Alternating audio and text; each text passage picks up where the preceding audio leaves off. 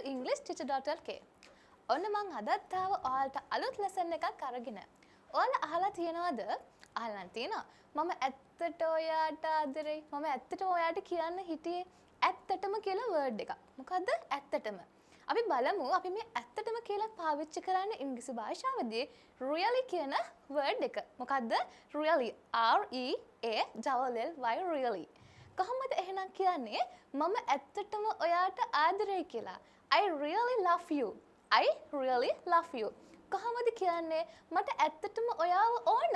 සමහර කියන්න පුළුවන් මට ඇත්තටම ඔයාව ඕන. මම බොරුවට නෙවෙයි ඔයාට ආදරය කරන්නේ.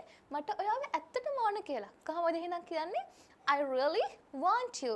නැත්නම් I really need you. need කියන්නේ අවශ්‍යයි කියන එක, want කියන්නේ ඕන කියන එක. එහෙනම් මට ඔයාව ඇත්තටම අවශ්‍යයි කියලා කියන්නේ I really need you. I really need you. අපි තව එක්සැම්පල් එකක් කරන් බලමු. මම ඇත්තටම මේ ජොබ් එකට මාරම කැමතියි. කොහොමද එහෙනම් කියන්නේ I really like this job.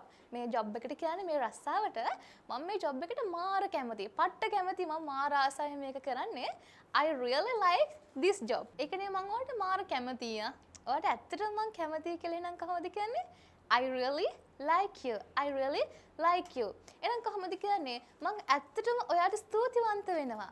එහෙනම් කොහොමද කියන්නේ මම ඇත්තටම ඔයාට ස්තුතිවන්ත වෙනවා. I really thankful to you. එහෙනම් කොහොමද කියන්නේ අපි බලමු I really thankful to you. Okay, let's see another example. මම මාර කැමති ඔයාට උදව් කරන්න. කොහොමද එහෙනම් කියන්නේ මම පට්ට කැමති ඔයාට උදව් කරන්න. I really like to help you. I really like to help you. So you wanna watch more videos like this? Subscribe EnglishTeacher.lk.